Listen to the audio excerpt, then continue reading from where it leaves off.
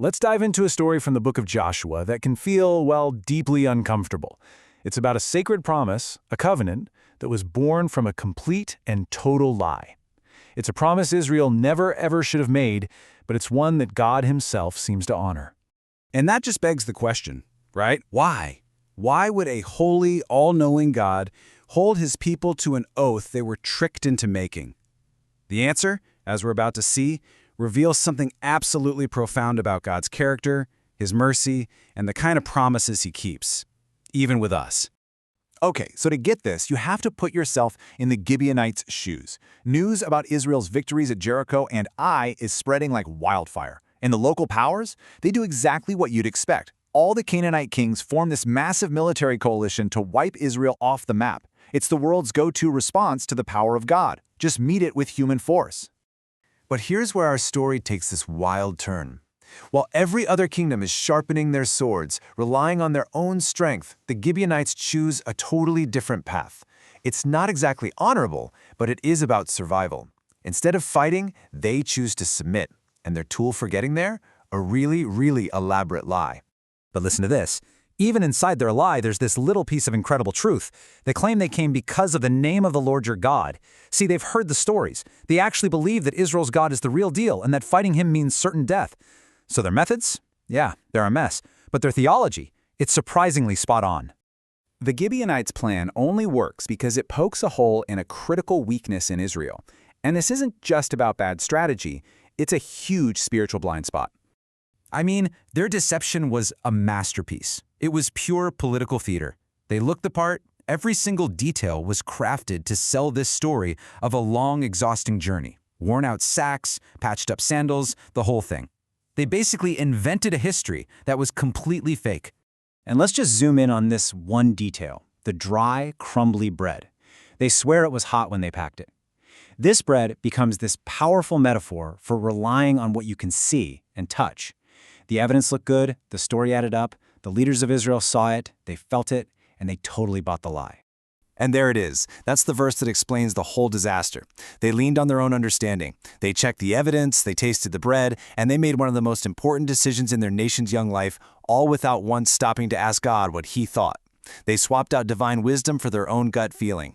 So this prayerless decision leads them to make an oath. And that oath, sworn in the very name of God, now has consequences that cannot be undone. And you know how long it takes for the truth to come out? Just 3 days. 3 days after they signed the treaty, Israel finds out the Gibeonites are literally their next-door neighbors. The lie unravels almost instantly. And that 3-day number? It's a big deal. It's this recurring pattern all through the Bible. It's so often a period of waiting, of being in the dark, right before some life-changing revelation or a miraculous deliverance. From Joseph to Jonah, and of course to Jesus in the tomb, it's this sacred pause before everything changes. So when the people of Israel find out they've been played, they are furious. They want to attack. But the leaders stop them. And this is their reason. The promise has to be kept. Not because the Gibeonites deserved it, or because the deal was fair, but because the holy name of God was now attached to it. His own integrity was on the line. So what do you do with a people who lied their way into God's family? Well, God doesn't just spare them.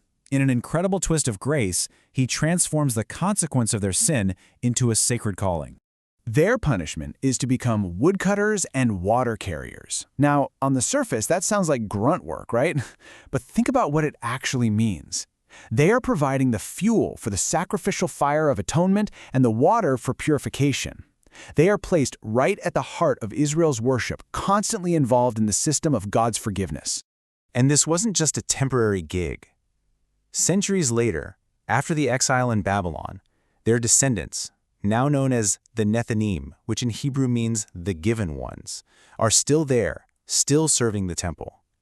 Their desperate lie for survival became the very thing that gave them centuries of belonging among the people of God. It's just unbelievable. And this just pulls back the curtain on God's character. He takes our broken, manipulative, self-protective plans, and, without ever calling the sin okay, he weaves it into the beautiful story of his redemption. And this is where this ancient story just cracks wide open and points us straight to the good news of Jesus. The strange, almost confusing mercy shown to the Gibeonites is really just a shadow of a much, much greater mercy. The parallels here are just staggering. Both covenants were made with totally unworthy partners. The Gibeonites were liars. The Bible tells us we were enemies of God.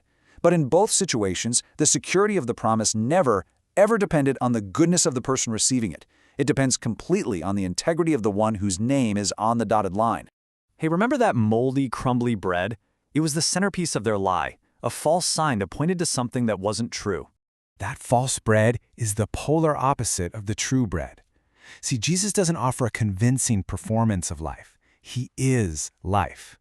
He is the real substance, the truth that never crumbles, never deceives, and will never ever fail you. And here's where it gets really personal for every single one of us. Just like the Gibeonites, none of us walked into a relationship with God with pure motives or a perfect track record. We came with our own baggage, our own mix of fear and self-preservation and brokenness. Our hands weren't clean when we came to Him.